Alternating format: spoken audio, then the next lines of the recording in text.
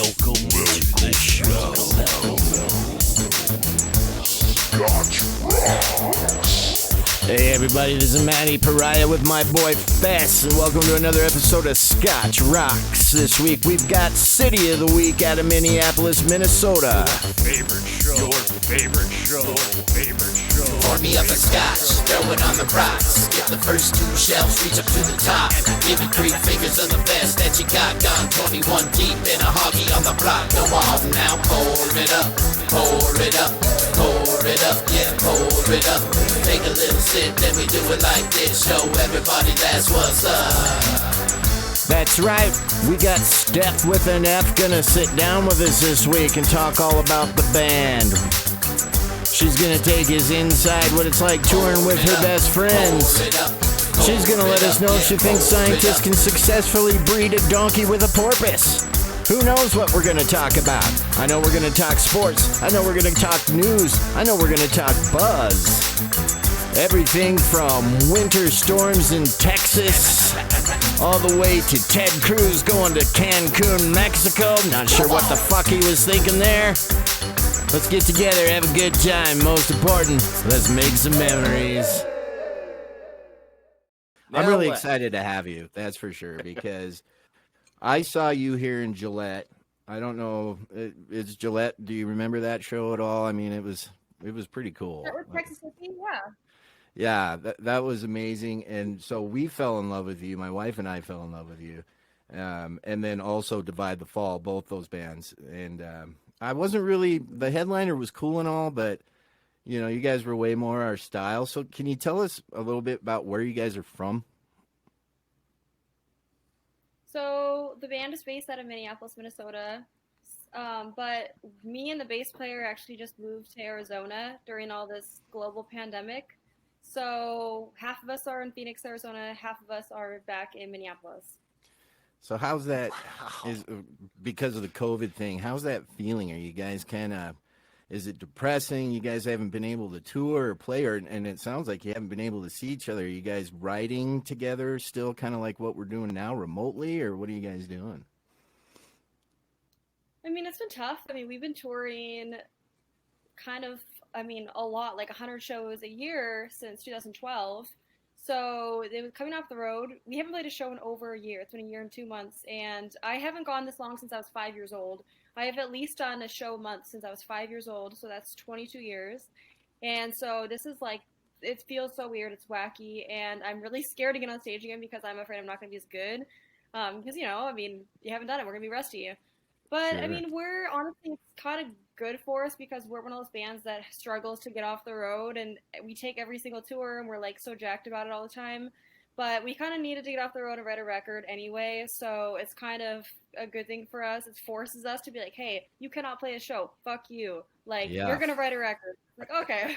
Good for you. That's awesome. No doubt about it. Well, that's kind of what I've been wondering, because COVID has put so many people in a state of depression because playing live is what you do it for, and it's got to be just tough. COVID, it kicked everybody's ass, and even the fans, the people that want to go see concerts are losing their fucking minds right now. They can't stand it, so I can't even imagine what you guys are going through.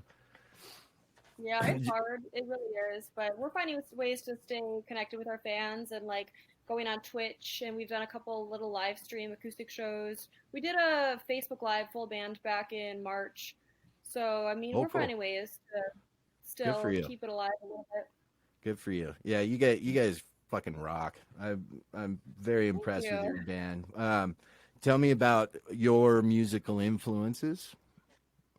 As far as growing up, I mean, I discovered Shania Twain when I was young, and it was kind of like from there on. I know it sounds so wild, Shania Twain, like country to rock and roll now, but once I discovered her, it was kind of like, this is what I want to do. And then, because I grew up in Montana, we didn't really have a rock radio station. We had a country station, that was it. So, and my parents never listened to music, ever, ever, ever. And so, internet, we didn't have access to it. So it wasn't until like middle school that I started seeing like on MTV, VH1, where Avenged Sevenfold. In 2007, they put out the White self-titled album, which was awesome. So Avenged was a Amazing. huge part of my Yeah. childhood. Linkin Park, Hybrid Theory. I discovered it 5 years late, but because Montana, everything comes there 5 years later. I'm sure in Wyoming, I mean now it's 2021, it's a little different, but back in the 90s, well, 2000s, media wasn't as accessible as it is now, and social media wasn't accessible. So, you kind of get the trends a little bit later than everybody else. So, 100% yes. Yep. We grew yeah, up if in you don't know, Montana too. I'm shook. I'm Yeah. straight shook. Nobody's from Montana. Yeah, we are. We Billings, actually our first band, the Stereotypicals. That's where we came out of, was Billings. And we had a studio there and just kind of did our thing just like you're doing. We did that for a long time and then kind of retired for about 10 years ago. And then we started picking it up again now under a band called Fighting Scarlet. But yeah, he's sitting in Billings, Montana right now. That's where Fess is. So we're That's definitely wild.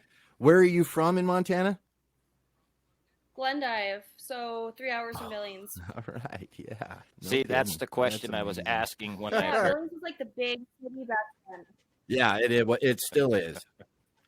It is Billings still is, kind of I a big mean, city. now that I've lived in LA, I've lived in Phoenix, I've lived in Minneapolis. Billings is like barely a town. Like as far as like Yeah. it's a town. It's not even. I don't even think of it as like a city. It's like a suburb Yeah, almost. Yeah. But like back then, Billings. Yeah. I mean, that most Everybody that suburbs, lives here are treats it like 100,000, Atlanta. which is what Billings is about 100,000. But Yeah, back then, about it was like, 110,000. oh my God, yes. Back then, it was like the big city. Like, oh my God, we're going to Billings. We dress up to go to Olive Garden. We are like Billings. Absolutely. That's so. It's a good town. I mean, like it's a good town. It's good size. I The mean, music scene in Minnesota, it was like originated with Prince and the Time, right? I mean, that was like the cool thing. Is that still going on down there, or is the takeover kind of where you're going now? well, when Prince died, like literally the city fast tracked a permit to serve alcohol like 24/7 at First Avenue, and people just partied for 7 days straight, 24/7. It was just like ongoing party. Like people there like worship Prince, and that will never not happen. So I mean, a lot of those people who kind of started the music scene there are still very worshipped and whatnot. I think Yeah. active rock honestly isn't really super popular there, or like the alternative. I mean, it's very indie. Like indie rock has kind of taken over, and unfortunately, a lot of the smaller venues who hosted a lot of like punk rock, active rock, whatnot, it's all corporate now. So it's all run by like Live Nation or whatever it is. Sure. First Avenue kind of owns everything. I feel like under that umbrella. So it's a lot harder to kind of you can't just really call up a venue and be like, hey, what's up? It's more of jumping through a lot of hoops, which I was interested in what the music scene is like in Minnesota now, because there is, it's New York, LA, Atlanta, Louisiana has a pretty hype scene right now. And, nobody ever talks about the North scene. So I'm glad that we've got bands coming out of there that are just rocking the shit out of stuff, man. It's awesome. yeah, there's a lot of really talented bands. Like there definitely is. I just feel like it's not really as. I feel like Minneapolis used to be really good for like the bonding, the community, and everybody helped each other out. And I feel like that's why a lot of bands became popular out of Minnesota for a while back in probably like early mid 2000s. And I feel like it's kind of become a little bit more dog eat dog and a little bit more competitive. And with the corporates kind of coming in with the venues, there's just a little bit less of that kinship and a little more competitive. Which anytime that happens, like I feel like it kills a scene really quickly. Yep. You're absolutely So, right. Fess, do you have some questions for her before we go to the next, like her first song here? I'm just kind of curious, being the only female in a band of a bunch of dudes on the road, how you find your privacy and your comfortability in a situation like that. I mean, I don't know. I mean, I just kind of roll with everybody and do my own thing. I mean, Kind of one of I guess I just don't one really of the know. I guys, mean, basically. yeah, I mean, we have our own bunks and whatnot. If I don't want to talk, I just go lay in my bunk. If we're parked for the day, if have a day off and we're parked, I mean, I sometimes will go off by myself and just want to be alone a little bit, but I mean, sometimes they do too. So It's when we're on tour, it's generally kind of a whirlwind. We're working all the time, or I'm sleeping. I like to sleep on the road. I get really tired, so I sleep. I mean, I'll do like 12 hours of sleep, and then when I wake up, it's like work, work, work. We get out, we go, shower in the gym. Obviously, I'm the only girl, so I'm the only girl in the gym locker room, unless there's a couple other people there, whatever. And then yeah, I cut my time away from them, and then we go eat. If I want to go somewhere else, I go to a different restaurant. But usually we get along really well, so we're all like best friends. So I don't really, obviously over the years we've had a few different members, and sometimes they, certain people are like crazy and annoying, and you're like, oh my god, over it. But then you just split up for the day. I mean, I don't know. It's just kind of like being around anybody for a long time. It's the nature of the beast. Nothing's going to be perfect. You're going to have some arguments. It makes out to be some pretty good times, actually. Good songs come out of that stuff. And, there's never, when we like first started out, when we were like teenage kids, we started touring when we were 18. Obviously, we were kind of a little bit of a train wreck, and we're figuring things out from a SUV, and there's 6 of us sleeping in there, and we have no money. Like, it was, I mean, obviously there's more arguments then, but over time you just have to like learn from each thing and be like, okay, we're not going to do that. That doesn't work. And I feel like since probably like mid 2017, we've really, really honed in the touring experience, and we don't really fight. We don't, honestly, like, it's pretty well oiled as far as everyone knows their role, everyone knows what they need to do, and we have like sort of like a, not like hierarchy, but like, like I run this section of it, and so when it comes to, the business side or the marketing, if I tell you to do this on social media, we need to all do it. As far as like the tech side, Cody runs all the tech, our bass player, so you answer to him for stuff. So it's like, if you have your positions and know your place, and know who's good for what, honestly, you avoid so much arguments, and you avoid any sort of screaming at each other. So we've kind of resolved all that, and we haven't really had many like big blowouts or any, I mean, for a long ass time. So it just has to do with communication and organizing. Very smart. Good, smart business. That's good. No labels, correct? You're not on any label. You're your own label. Yep. I mean, we've signed in the past, but we haven't ever released anything on a label, which is awesome. Got to keep your hard work. That's awesome. That is awesome. Good for you. But I do want to play this because, man, I'm a fan. I'm a fan of the fucking Guns, man. I'm not sure where that came from. Yes. But that's the shit. I'm going to say that right Guns, now. that shit is top notch.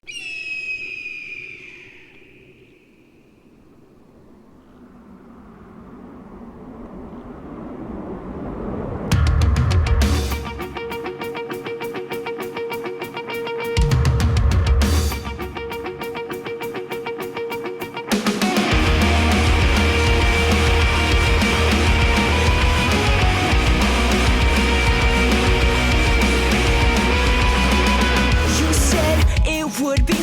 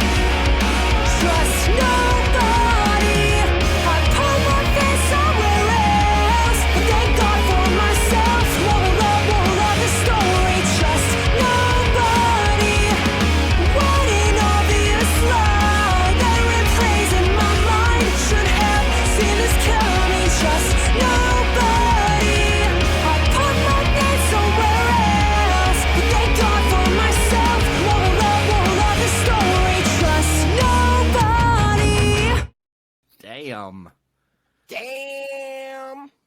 Hi. Jesus, man, that rocked your balls off, like from start to finish. The hawk noise, even. It's like, oh fuck, I'm about ready to get into some shit here. You know. So tell me about the song. What happened? Where did it come from? The concept of the song. Did somebody piss you off, or is this just, you know? Yeah, clearly. We were signed. We were Century Media at the time, and I don't know. It wasn't a good match. It wasn't a good fit, and we kind of had a lot of things going on. We were working with a lot of. We had a really big team with a lot of different people, and eventually just kind of fell apart, and it kind of blew up in our faces, and it just was not a good anything. And the people that had helped us get there. There's a few people that we were really, really tight with that always we felt like they had our backs. And then when shit blew up, they didn't have our backs at all. And they literally just left us out to dry in, a shitty situation. Obviously, I'm trying to be as specific as I can, but, I don't want to go into too much detail. No, it's okay. Because, it's been years now. Things are... We're over it. We're cool enough, but it was just at the time we were really, really young. Like we were all, 21 years old, and people just should have helped us, and they didn't. And I was furious because we had trusted these people, certain ones to kind of help us and guide us, and they misled us. And then literally, basically, was like, oh, it's not, bye. And I was furious. And 100%. Sure enough, trust nobody, Yeah, it's amazing. We've been on that boat a couple times. And everyone has, and that's why it's so we trust nobody. I didn't even think it was going to be that big of a song. I just was pissed off, wrote it. I'm like, cool, it's not going to be a single or anything. But it's we played at shows, and every single show, people were like, dude, trust nobody. Everybody had a story, and I was like, okay, people really like it. I love it. And I love the fact that in your mind you're shooting people in the face. Probably in my mind, that's what you're doing. Thank you. We filmed it ourselves, actually. Did you really? Wow. We did everything. We brought in a second camera operator. I don't know if you know the band Line Electric. Ron Underwood did. He ran some of the camera stuff for us when Cody, when all three of us were in the shots, But Mm-hmm. We produced. We directed it. Cody did all the coloring, the editing, and so we're pretty much all inclusive. We do everything ourselves for the most part. Good as for everything. Good for you. That's about the only way to go anymore. I think that's what honestly, that's what record labels are afraid of right now. Being self-sufficient can take you so far these days, and labels are just. Eventually you don't need anybody. Not when you're as good as you are and you have the vision like you do, and clearly you guys can produce your own videos. I mean, that's the shit right there. You know what I like about Scotch Rocks? Not only are we introducing people to great music that they should have known about, but also it's pants optional. Do you realize that you may not know it, but I just realized this now that the Scotch is really kicking in, the red label here. So if you're stuck in a car for the rest of your life with your bandmates and you got to listen to one fucking song for the rest of your life, it doesn't have to be your songs. I just mean just any song that you grew up on that just is dear to your heart. And it's on repeat. You can't get the damn thing to stop playing. What song are you going to listen to, Steph? I want to know what song you're okay with hearing a billion times. It's a tough question. You see, he likes to narrow it down to songs versus bands, and that's when he makes it really difficult. Honestly, right now, I'm obsessed. I'm obsessed with this song. That Matt, I think his last name is Cutshall. He basically that does the emos not dead on YouTube. Yeah. He released his own single called Letter to Ashley. Oh, Ashley, you were the best part of me. I could listen to that one for 3,000 plus miles. Absolutely. Okay. I listened to it 7 times in a row today. I'm not even joking. Cody was like, yo, can you turn it off? That's fantastic. I haven't heard it, so I'm going to go listen to it. I'm going to go listen to it now. I have not heard it, and that's awesome. Because I'm always looking for a new song. I don't know how big an emo.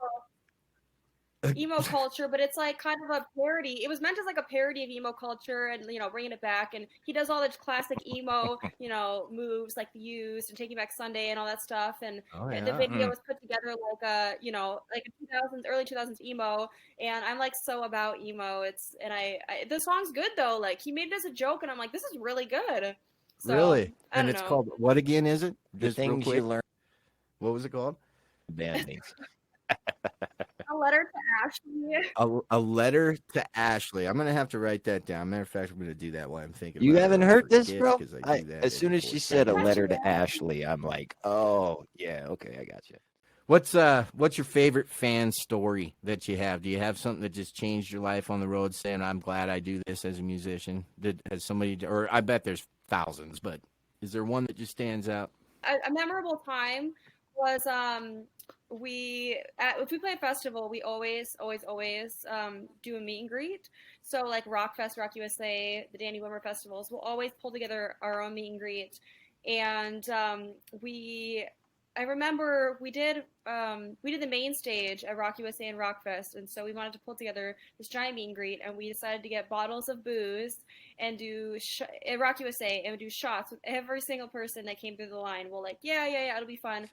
We pull together these meet and greets, and we pull up to the meet and greet. We partnered with Tito's at Rock USA. That was the first day, and then Rockfest was the next day. So we partnered with Tito's, and we're like, hey, we'll get a couple bottles. You know, we'll do a shot with everyone. You know, thinking we'll get through maybe a bottle between everybody. We show up, and the line is like a fucking half a mile long, and we're like, who's paying for that? We had bottles.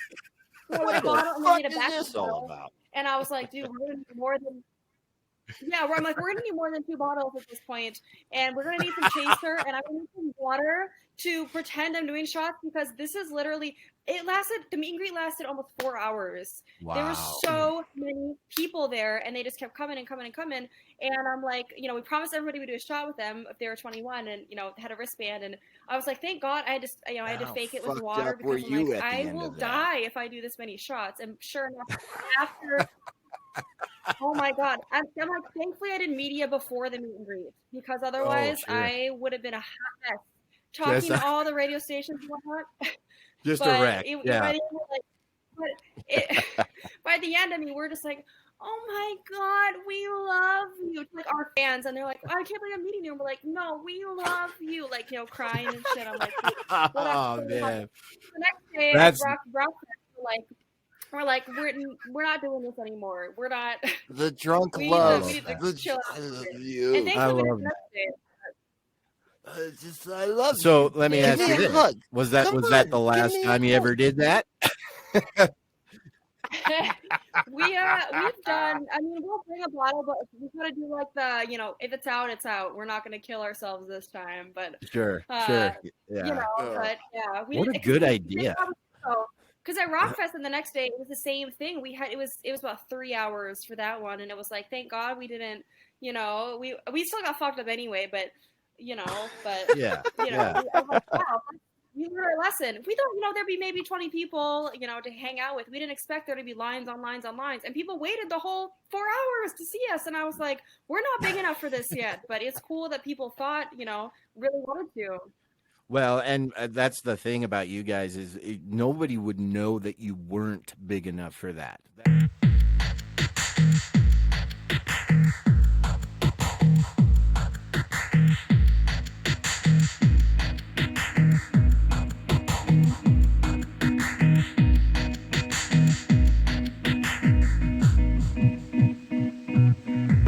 This tastes the pain I give until you try. Take your medicine, choke on your words for something better.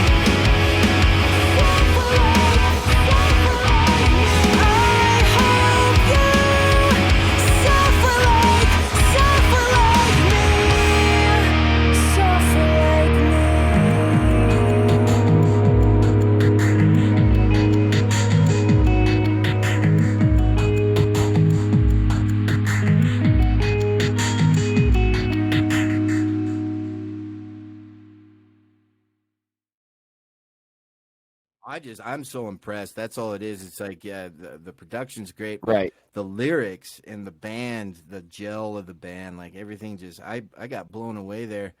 Somewhere in the middle of that song, before you answer my question, somewhere in the middle of that song, there was like a guitar riff that just went through my ears, and it felt like this evil kind of laugh, and it was kind of, I don't know if that's what you intended to do there, but it was cool, and it was definitely an instrument, and I'm not sure if that's what it was supposed to be.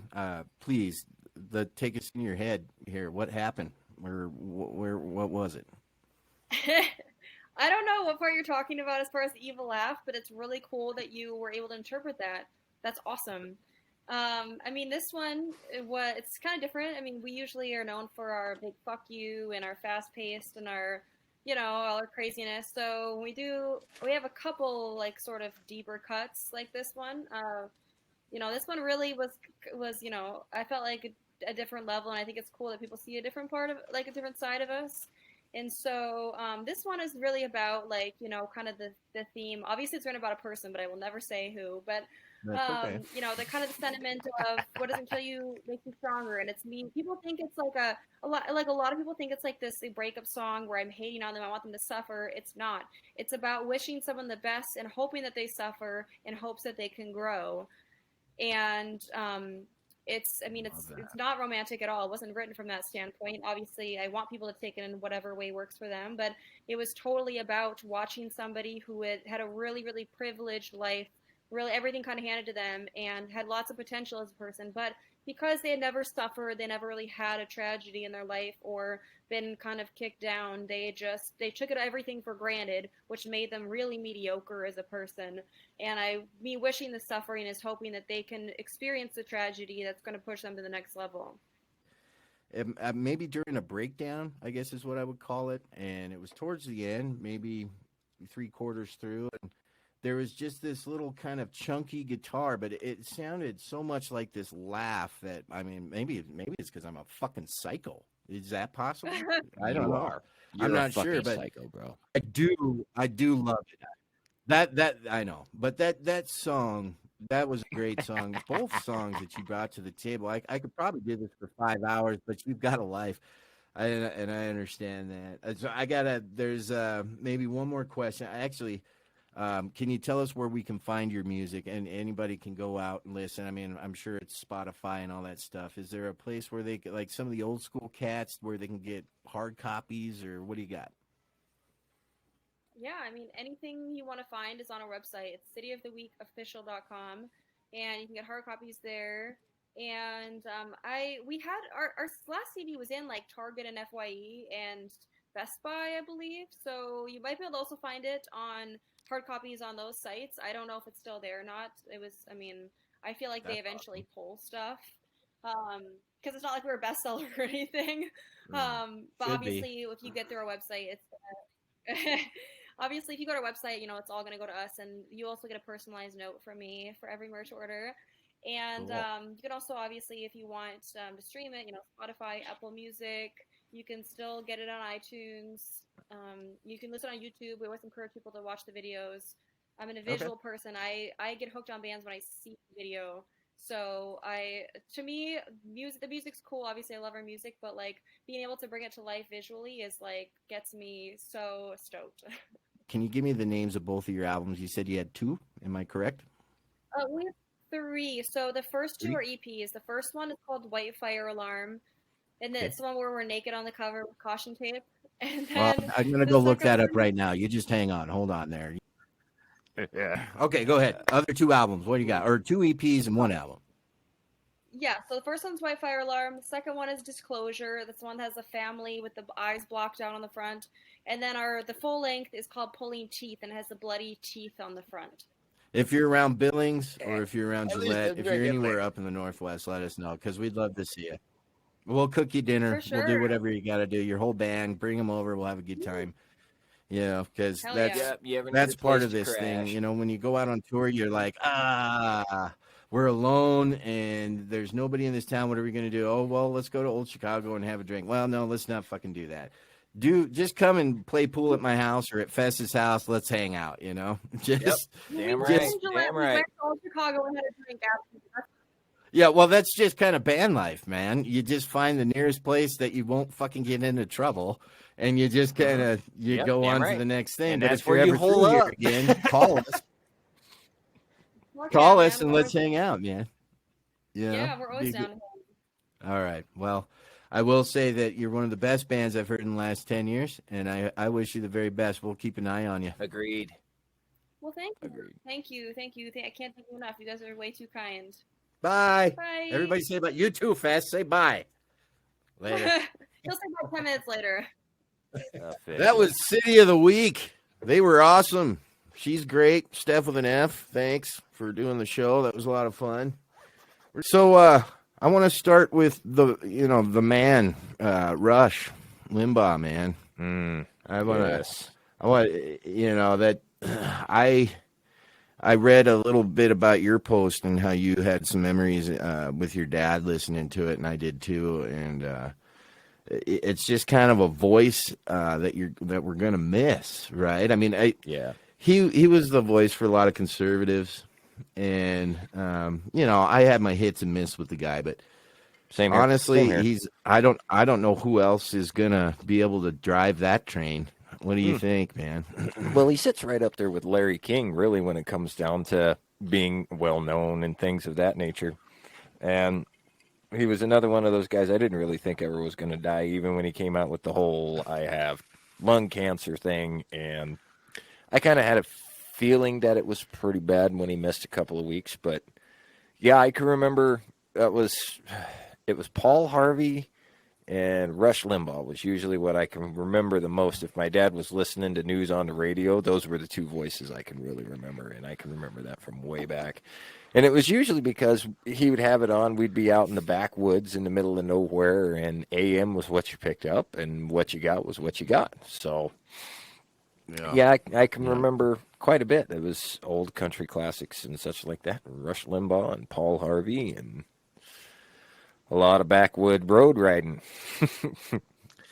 Rest his soul. He was only 70. And I feel like he definitely handled the whole thing very bravely, and I think a lot of people would be me, and he's always focused on not himself. He's always focused on his listeners and what's best for his listeners, and that's why I always liked him. Like I said, I've always had some differences with what he says, but for the most part, I mean, I thought he represented conservatives pretty well, Yeah, maybe absolutely. went a little too far. I didn't in some agree with cases. everything that came out of his mouth, but at the same time, I'm sure that a lot of people don't agree with everything that comes out of my mouth. I mean, Yeah. the beauty about America is we don't all have to agree, and we can still get along. I mean, granted, there are a few hot button issues that you kind of have to agree are either horrible or whatever. Don't get me wrong. Like, let's just all say racism is wrong. We all know that, and I mean, we can all agree on things like that, but we shouldn't all agree in every lockstep issue. Shouldn't. Yep. That's the beauty of America. We get to agree to disagree. You can remain friends and still have dinner together. Believe it or not, it's yes, sir. It's Yes, sir. okay to do that. Either love them or hate them. You can't deny the fact that you're gonna miss having them around, even if you hate them. Because now, who you gonna hate on? Yeah, I mean, he's the Democrat Antichrist. Who you gonna hate now? Who are you not gonna be able to stand now? You got to find somebody all the time. So, I went and did some digging around about what some foreigners and people from out of our country think about America and like what they think when they think of America, and I just was curious, because I think we have a tendency to think we're just the shit all the time. And I didn't go digging for dirt. I just dug for just general statements. And I'm going to read a few of these off to you, man. Like, I don't know who said this or what country they were in, but they said that we speak at a higher volume. They've met many Americans, and they're very lovely people, but I've had to ask them to use their inside voice, which was still very loud. I laughed at that one because I think they might be right. We're pretty loud. Pretty loud fucking people. It's like, hey, look at me. I always want to be the center of but then attention. again, You know what comes to mind is America. You know, kind of is who we are, loud and proud. We love we America. Yell a lot. Yeah. Oh, that was another one. They also said that really we tend to love our country very much and say it very much. that one is kind of hard to argue with. Make everything bigger. The streets. The streets are bigger. The cars are bigger. The houses are too big. We decorate a lot for the holidays and make a big deal out of every gathering event, which I think we probably do. You know, I mean, we do excessively build our houses, don't we? I mean, you go to some of these quaint places and, you know, they get what they need. They got a couple bedrooms, a bathroom, and then you come over here and a guy has got a huge mortgage with a job that can barely get it by, and his house is huge because he's trying to keep up with the Joneses. And that's probably one of the biggest problems in America right now, is that we will put ourselves in debt just to keep up with the guy next door, you know? Yeah. It's pretty crazy. Okay. Yeah. America. One of their Scotch. biggest pet peeves is American culture saying, how are you? People ask, how are you all the time in America with not really wanting to hear the response to the question. Is that not the truest statement ever? People say, hey, how you doing? They don't care what the answer is. They do it all the time. Yeah, no, exactly. That's the truth. They What they want to hear is, I'm doing good. How are you? That's what they want to hear. Oh, I'm fine. They don't want to hear, oh, well, you know, my dog died. My car broke down on the way to work. I had to walk 6 miles. I got splashed with mud, and then I ended up pitching on the back of a fucking garbage truck for about a half a block because it was the only way I was going to make it on time. So now I smell like an old fucking diaper. How do you like me now? You know, no, they don't want to hear that. That's the point. The point is nobody wants to hear that. Exactly. Yeah, exactly. just doing just fine. Keep moving. Not even. You know, they don't want to. Peace, hippie. They don't want to take time. So they also think that they're most people overseas, or you know, even in other countries close to us, they don't ask what people do for a living. They have friends and they don't even know what they do for a living. And asking what do you do when you first meet them is like some sort of fucking way to play alpha in America. Really? And I love that one too, because for some reason it's like when you meet your girlfriend's parents. When you meet people, oh, what do you do for a living? It's like they're sizing you up to make sure they're not going to have to pay your light bill every few months. You know what I mean? This is true. I'll agree to that one, yeah. I also like that one too. I think it is fucking rude. Well, what do? Well, I scrub shitters for a living. It's like, you know what? If you break it down, it's like, well, I make $22.50 an hour, and I work a good solid 5 days a week. I usually have a full benefit package, and I usually get this amount of time off. Then they're like, oh, really? Well, what do you do? Well, I'm the general manager of a McDonald's. And then they just like right there, their jaw drops, and they're like, you're the scum of the fucking earth. You know? Yeah. Instantly like try to shame you for working hard. Yeah, I think that's bullshit too. If you have a job in America, you're part of why it goes around, so good for you guys. And even if you don't, I know it's been tough, keep at it. But you're right, that's you could be making a hell of a lot of money. Some of those managers make $150,000 a year working for Burger King, McDonald's, and they get shit on because of that phrase. Attack ads in political events, so presidencies and, you know, when our governors are running and senators. Attack ads against political opponents are illegal in most other countries, in a lot of countries. I won't say most, but they're considered unethical and in some cases illegal. And that's interesting. I actually really like that. Concept. Why don't you tell us about you and why I need you, and instead of telling me all the bad shit about the other guy? You know what I mean? Right. I like that. I really like that. Most people think it's absurd that ambulance rides cost money. Now And that one I can agree with, and it's the amount of money that it costs on top of it. I mean, it's not just the fact it costs money; yeah, it costs yeah, a fuck ton of money. it's I could go it's and have like an entire weekend of hookers and blow and gambling in Vegas, and come home with no home and nothing to my yeah. name for the same price of riding 3 blocks in a fucking ambulance. Yeah, That's it's no not shit. it's not like getting Uber Eats. You know, they charge a steady wage to take their vehicles.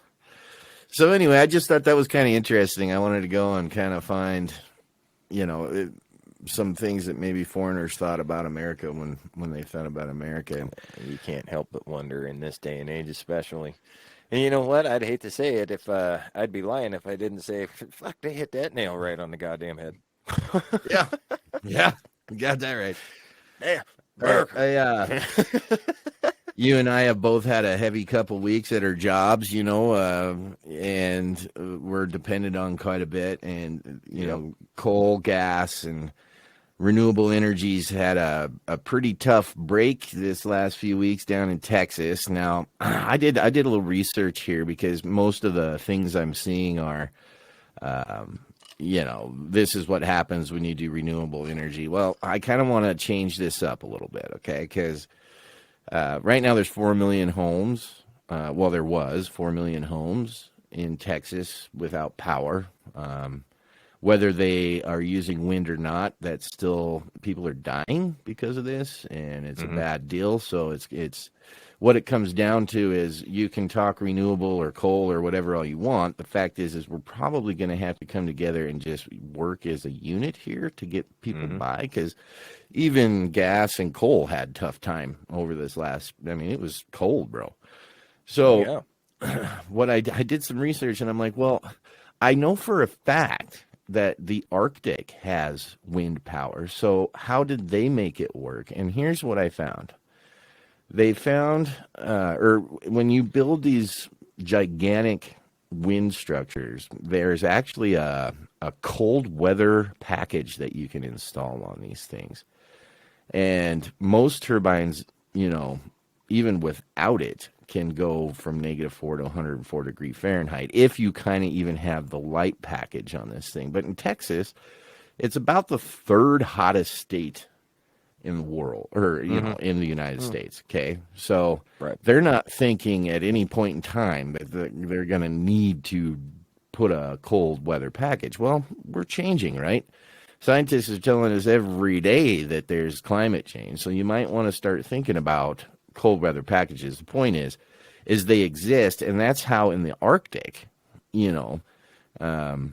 these things run with no problem. They have these packages on them. I wanted to bring that up because I think a lot of people out there are, and even me, I think you should think a gas man and an oil man and a coal man, They've had storms like this in the past. This isn't the first time they've had a storm like this. They had one in I knew this at one point because I heard this from another. It's like 30 years ago, huh? Yeah, it was like 30 years ago. So you would think, if it happened once, it could happen again. I mean, no matter what you think about it. Yeah, we're Texas, we're hotter than hell. But if it happened once, it's going to happen again at some point in time. That's like the only thing we know actually happens in this world. Naturally, the world, right? If it's starting to overheat, and like you said in our last episode, the world knows how to take care of itself, whether we're going to do it or not. If the world's going to take care of itself and it's overheating, what's the first thing it's going to do? It's going to put us into some fucking cold ass weather. Yeah, an ice age was the last time we had overabundance of global warming. That's what happened. We had a 10,000-year ice age. But I just thought that was really interesting because a lot of people they think that, it's all because of this current administration. Not true. You have to blame local government when it comes down to what you're using in your state. It has nothing to do with green hold deals. The local government just as accountable as you do the federal government. Yeah, exactly. And even more importantly, what it does do, and I really hope people do get power here soon and everybody's okay. What it does do is say, okay, maybe we better go back to the drawing board and think about our plan and how we can coexist together rather than forcing people out of work and no more pipelines and things like that. I think it's really going to be a wake-up call, don't you? I think so. Everything's kind of got to work hand in hand together versus just this against this, against this, against this. Everything's got to work hand in hand together to go forward one way or the other. Otherwise, you're fighting a battle that you're never going to win because it's the same fucking battle you've been fighting for the last 20, 30 years, and you know that ain't working. So either find a way to coexist and move forward together, or shut the fuck up. It's going to be that's going to put that on a bumper sticker. I feel you're right on that one. So staying on Texas, bro, like the mayor, one of the mayors of maybe Colorado City down there, he's getting ready to leave anyway. So on his way out during all this, he calls everybody lazy during this storm, saying if you don't have electricity, you step up and come up with a game plan to keep your family warm and safe. And if you have no water, you deal with it and think outside of the box to survive. Did you really? And supply water to your family.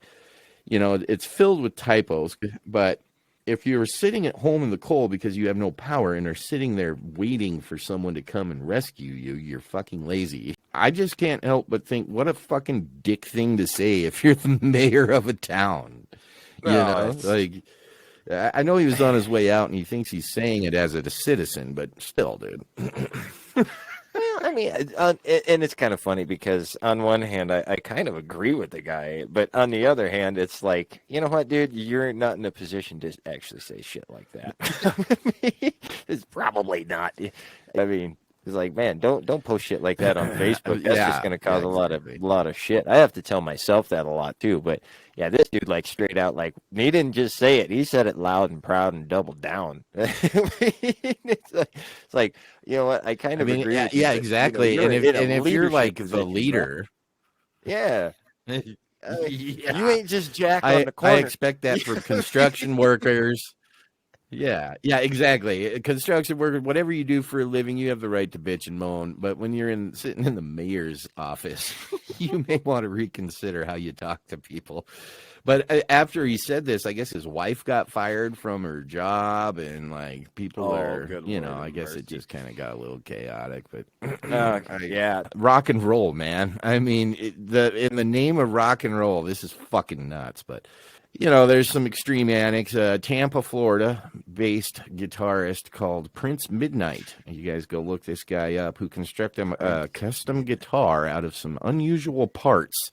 Namely, the body of his new guitar consists of his late uncle's actual ribcage, spine, and pelvis. And the guitar isn't just some stage prop either. It actually works, man. Oh shit! Yeah, video of him playing it. I'd love to see it. Yeah. Honestly, I don't know. I'm gonna drop that name again. Is Prince Midnight. If you want to go see one of the weirdest guitars that actually contains his Uncle Philip, I believe. It plays and sounds awesome, he says, and. Yeah, it might seem strange, a little disrespectful, but to build an instrument out of what used to be a human being seems to be, you know, a pretty decent tribute. I feel it's odd, but who am I to say it? I mean, rock and roll, I love man. the name. There's been some weirder Uncle shit Philip. going on. This is my Uncle Philip. I just decided that this wasn't even like his last request, you know. Well, and even better, shit, it's not PH Philip. This is FILIP, man. So I got a box of bones from Greece and didn't know what to do at first. Bury them, cremate them, put them in the attic, he says.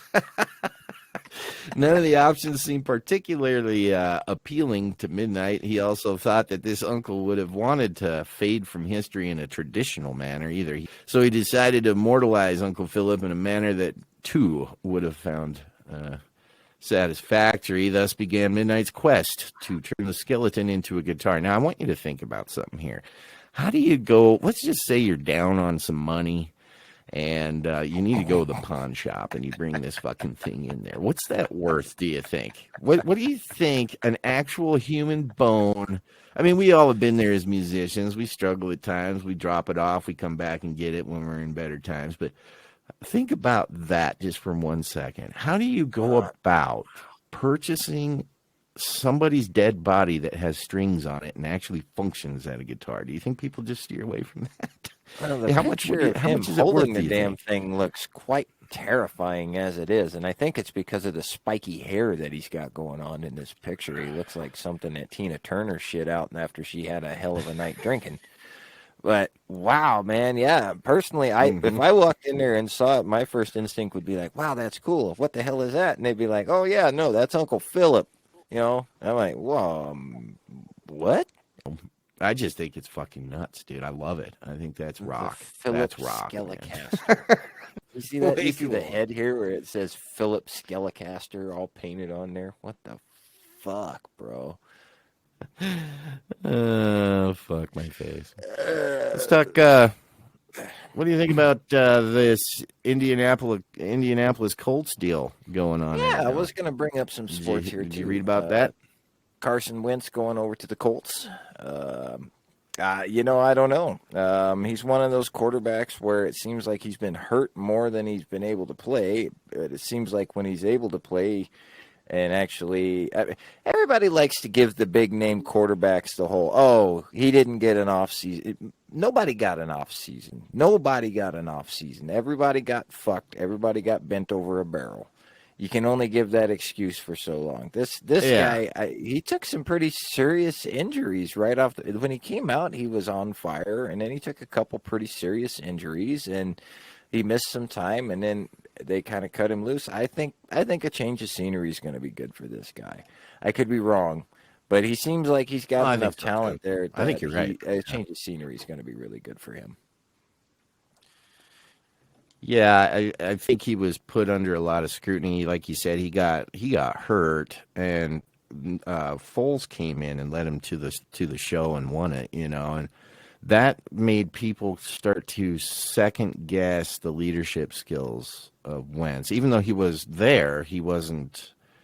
I think at that point he had already got his team to a 6 or 7-0 start. It was a he good was start. already on top of it. But I think when it came down to Foles winning the Super Bowl for him, and then the next year he had a chance to come back and just was not the same team at all, people started to wonder, what kind of investment he really was. And that's unfortunate because we all know he was a good player. Now he's going over to Indy to take over where Phillip Rivers had gone for a year, and I think he's going to do well there, man. I think they're trying to build a team up to make a run at it. Not that no team isn't. I'm just saying I think they're closer than a lot of teams. They already have the staff.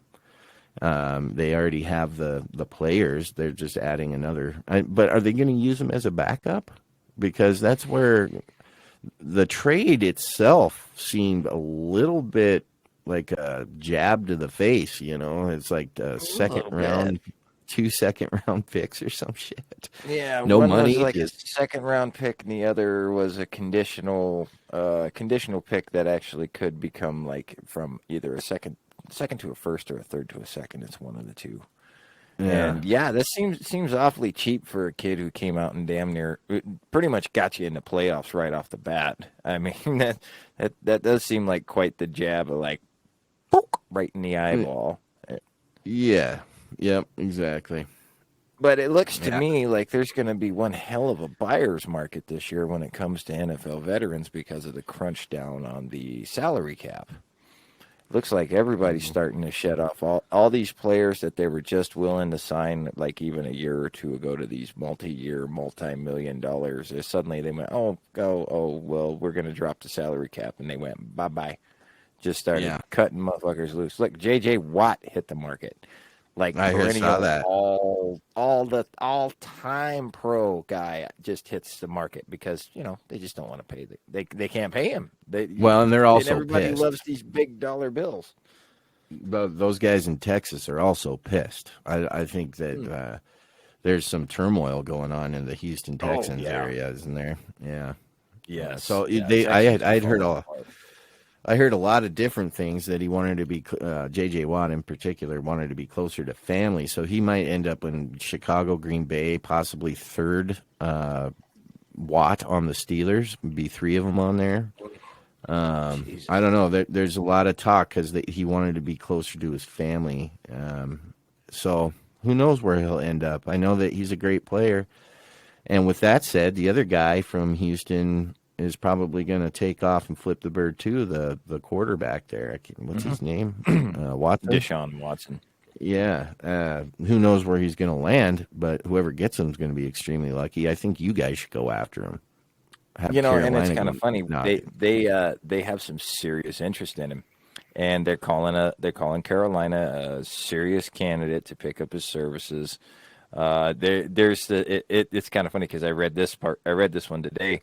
An article popped up out of nowhere over the last couple of days where they said that Carolina would be willing to get rid of 3 first-round draft picks and Christian McCaffrey to get Deshaun Watson. And I kind of went, No, wow. Don't do that. No, yeah, exactly. No, you guys don't do that shit.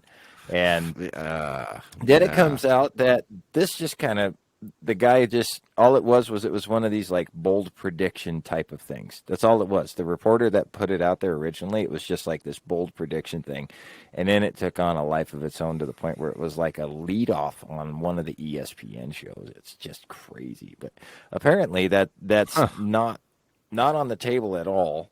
It really was just like a prediction, but God, no, you don't get. No, I mean, if you were going to get Deshaun Watson, McCaffrey and Watson would be a combo to be reckoned with, wouldn't they? I mean, right. That would be the point of getting Watson, is to help those guys out. The guys that have been loyal. Pair him with guys like Robbie Anderson and DJ Moore. That's one thing, but then you add in that extra X factor of a Christian McCaffrey, and you've got a deadly offense right there. Yeah, man. Get rid of anybody else you want out there catching the ball or anything like that. When it comes to the offense, that's no big deal. You got those guys out there. That's a pretty potent start. I mean, people would be kind of scared of that one.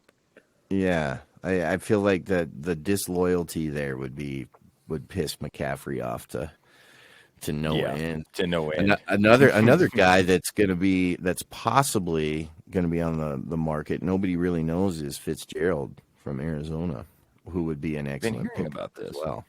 So I don't even know if the owner, Bidwell, I'm not sure if he even knows what is going to happen with that guy, but I know that he is another one. And I also heard that Russell Wilson's about ready to give the bird. Mm-hmm. And Russell Wilson's on top of that too. The whole stack of possibly moving down. So they even have Carolina saying that they should be on red alert to pick up a veteran like Russell Wilson. They definitely want to upgrade over Teddy Bridgewater, and I can't say I blame them. Do you think that Tom Brady started something here? Mm-hmm. It's could be kind of a trendy thing, huh? Like, hey man, that looked fun. He went and had a good time. Maybe we should just start switching it up, have a little fun again in football. I think he kind of did, because there's a lot of people saying that's pretty much the whole reason he left, was because he was tired of Bill Belichick and the way things were operating in New England, and he wanted to, just like you said, go out, change it up, and have some fun, and let's just have some fun and see what it brings. And what did it do? Well, you went out and you totally smashed Kansas City. Yeah. And it looked like Tom did a little smack talking in that game too. That's another big issue, topic, I should say, not issue. That the smack talking with Tyrann Mathieu. That's kind of an interesting side of Tom Brady you don't see very often. Well, he also went back and apologized after that. But I mean, in the heat of battle, that's what people fucking do. I think it's more common than people think, right? I mean, Tom Brady maybe seems like a little more poised than most cats, but I mean, in the Super Bowl, especially a game like that, people are fired up, man. And something was said. Who knows what was said? I did just go watch a 41-minute video of Mic'd Up at the Super Bowl, and I thought it was great. But they never did show what they didn't, because I wanted to be able to tell, if we had this conversation, I wanted to be able to say what was said, and it didn't have it. So it must have been a little bit more disturbing than if somebody put a lot of money to not have it on there. How's that? Let's say that. That sounds legit. Just speaking of Tom, did you see the videos of Tom getting off his boat and having to get helped all the way across there? How much heat he's a little lit up. Took for it? Can you, dude? If you just won the Super Bowl and you just won your what was that his 7th or was that his that was his 7th, right? That's he's been in 10. He's won 7. Oh my God, man, dude! I'd go out and I'd get just a little shit faced too. I've been a choir boy in New England. You better believe I'm gonna go out and party on a fucking yacht in Tampa Bay. Oh, I thought it was Tom Brady's a family man and doesn't do that a lot. So if he can go, he has the right to go tear it up. I had read something about they lost the Lombardi Trophy in the ocean and they had to get divers to go get it because they were fucking around and. The granddaughter wanted an apology for how it was treated, and if only they knew what they did to the Stanley Cup. But they, she thinks she's owed some sort of an apology, and all I can think of is like you're one generation from being obsolete from this entirely. It's like fucking nobody owes you jack shit. I mean, he paid the money to have divers go get it. No one owes you shit. Yeah. They're with you too. Leave the guy alone. Let him party. Let the dude party. Shit. Oh, man. Tim Tebow's retiring. From what? I didn't even know he was active, but he's retiring. I know, exactly. He's retiring from his baseball career. All 6 years of it? Is that what he played? I didn't even know he was playing baseball, I guess. I thought he just I feel like he was playing for the Mets.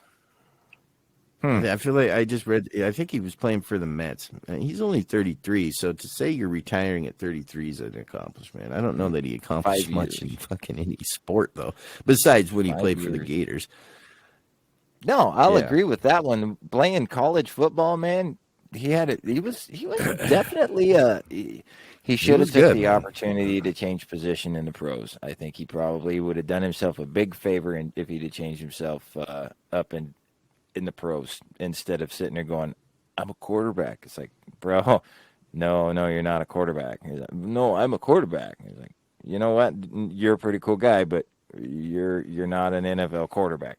Yes, I am. It's like, no, you're not. Sorry, bro. I mean, he tried. I thought he could have done well if he had the right people. I think, you know what? I'll be honest with you. I think the Denver Broncos' biggest ailment is the fact that Elway won't leave. You know what? I will totally agree with that. I will totally agree with that. I think they're making shit. I mean, if I was as good a quarterback as he was, there's no way I'm making these quarterback picks that he is right now. There are so many obvious quarterbacks that I would want on my fucking team, whether they're vets or, a couple years old or even coming in now. And they always just kind of seem to pick and I'm not saying don't pick for how you see a person. Like if he's a cool dude and stuff, cool, if that fits too. But that doesn't win Super Bowls.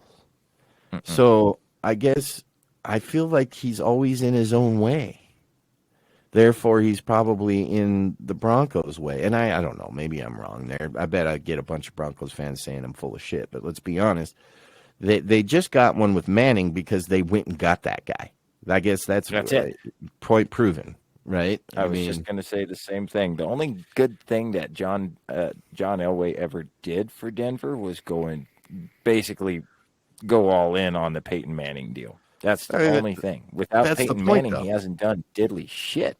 He went after the right guy is what I'm getting at. He went after a legend. A legend that was going to be a legend whether he was on that team or not. He was smart and said, no, we want Manning. We'll put the money up for him. And they went and fucking took him a couple years, but I think they won out. So I don't know why he isn't. I don't know. I feel like he's part of the problem. How's that? Yeah. To say it, it's the same thing with Jerry Jones and the Cowboys. I mean, Jerry Jones has got his thumb so up everybody's ass in the Cowboys that they can't make a sound decision at all. I mean, you won't cut. Yeah. Shit, you held on to that redheaded ginger fuck as a head coach that all he did was clap and smile for fucking. That's all his job was. He didn't even coach. Somebody else sent in all the plays and all the calls, and all he did was stand down there and clap and smile the whole time. Yeah, it's like he had to hire his daughter's husband or something, like just to fucking for good faith. Illegitimate love child. I know there's a lot of people that did like him as a coach, though. I think I'm with you. I didn't see him make a lot of coach moves. I didn't really see him in the interviews very much to where his character stood out. But there were some players that actually liked him. I should go look into that guy a little bit more. But he's with the Giants now, so that'll prove to be whatever happens there in the next few years. I don't know how long he signed with him, but yeah, I mean, it's kind of like Ron Rivera. A lot of the Panther players loved Ron Rivera to the point where some of them, like even the coaching staff, he took them all with him over to Washington when he left. And I say, cool, take your 7-9 ass and go on over to Washington. Yeah. Well, and to be honest, I think people, especially with guys like Rivera, the guy's been there a long time, and I think people there's a bond there maybe as a friend, and so that's why it's tough. That's why business can be tough. These guys play for him for 8 to 10 years, and then they get rid of him, and that probably hurts a little bit to see a friend go, even though it's going to be a new feel around the locker room. I don't know. That's got to be tough. Business in the NFL is, in my opinion, that probably says right in your contract, don't make friends. It's not going to work out, which is sad because you can have the best team in the world, and then the next thing you know, you got 5 guys that are gone, and nobody can ever just hang on for a few years and let a team build and become something special. They always got to trade it to make it special now, and there's no devotion there. There's no bond between players. They don't get to know each other. I don't know. That's what I really like about what's happening with Carolina right now. They went, cool. They dumped the whole goddamn ship. Get rid of every one of these motherfuckers, and let's just start over, Mm-hmm. And I was absolutely cool with that because I think it was just time. I think it was time to do it all, from the owner all the way down. And I'm really glad of who bought our team, because he seems to be that type too, which is why he's got. The last article I was reading about it, he's got such an interest, is because he's like, dude, I sink billions of dollars into this. I don't want to watch a game manager quarterback for the next 2 to 3 seasons. I want to find my quarterback, and I want to find him now, because my team needs to be in contention for me to make money at this game. All this whole friendship thing. We're in a fucking business, and the business is winning Super Bowls. End of story. Mm-hmm. And I think it was just time. I think it's great that my team finally just went out and they got themselves a fresh coach. They gave him a 7 or an 8 year long contract and a fuck ton of money and said, build it. And see, for we'll me, give you everything you need to build it. You tell us what you need and we'll get it for you. I'm on the camaraderie side. And I think that in order to have a great team, you got to have a family. And I do agree with that. The Tampa Bay team's a great example of that. A lot of people from a lot of teams that played in a lot of different playoff games from different teams in the past got together, and you saw it after the break, right? They took a bye, and they came back and they didn't lose, and they were a completely different team. They were all focused, but you could tell when they won how close everybody was together. And that family feeling is what wins to me. When everything you do revolves around the guy next to you and his well-being. And I kind of like that feeling too. I do understand it's a business and it can be really fucking brutal, but I don't know, man. I feel like there's never enough time to establish that feeling. You either all click at once or it doesn't, It's like, you didn't get it done this year, you're gone. Yeah, I mean, but my team's been. That's the thing, though. As a Panther fan, I mean, we've kind of always had that patchwork type of. Well, if we just bring in this guy, and then maybe we just bring in this guy, and then maybe we just put this guy in here, and then you've lost that guy, and that guy on the side who've gone out and they've made names for themselves and careers at another team, but they were on that roster at one point in time, because we've always reached out, and when we do go out there, we try and bring in these big defensive names. No, they haven't really done anything like they've kind of kept the band. They've kept the band together so long that the band has grown stale. Does that make sense? No more hit songs. The only way to move along is to just gut the whole project and start over. I do like that move. I think that's a good move for sure. I do like that, and I think the Jags are fixing to do that too, which I'm stoked. Well, what else you got? Anything else at the moment? Oh, Yeah, I got a couple Christ, hours, yeah. no. Like, I really don't have a whole lot other than going back into politics, and I wasn't quite sure I really wanted to do that. Yeah, the only thing that I really gained out of like the politics world today was people lost their fucking minds that Ted Cruz went to Cancun during a Texas I crisis. saw that too. And I just kind of fell over too because it was one of those. yeah. It's like it's not like he up and ran. It was something that was already planned. It was probably not the smartest move in the book for the guy, but yeah, people. It was bad timing for sure. Absolutely bad timing. I did, but I laughed. see he did I come laughed. back. Well, I mean, that's kind of the pressure of a bunch of assholes. But my thing is if you're trying to conserve energy, and one less guy is using power, who gives a fuck if he's gone? I mean, what's he gonna do? He took his whole fucking family with him too, and what turned the heat down. And motherfuckers still get pissed off. Yeah. I don't know what is he supposed to do as a senator? Just be there and pass out turkey, or I mean, what do you do? What is it that's the thing about America is like I'm fucking angry, but I don't have the solution. I don't know what I want him to do. I'm just going to be mad that he's doing it. I'm doing not what I want him to do, which I don't even know what he wants me. We're such a fucking confusing nation. It's like, why? Why is everybody so mad about everything? He comes home from Cancun, goes, "You're right. This was probably wrong. I'm going to go ahead. I'm going to come on back." He shows up and motherfuckers are outside his house protesting. It's like you just said, what the fuck do you want him to do? Build a big-ass bonfire and bring out his guitar? I mean, federal level takes care of everything. Like, no, motherfucker, your state level comes first. And before you get to the state level, you have your county and your whole local everything. Jeez. And if you really want to get down to brass tacks fest, you could go take a look in the mirror because that was your vote that got you all this. Exactly. If that makes any sense, it's like I'm so angry, but then you don't realize that half the stuff you voted yes on and no for, that's the result of what you're dealing with. We want to thank City of the Week for joining us, and Steph with an F from City of the Week, thanks so much for dropping by and hanging out with us. And we want to also remind you to always wear clean underwear. You never know who's going to have to pull down your pants and give you a shot in the ass.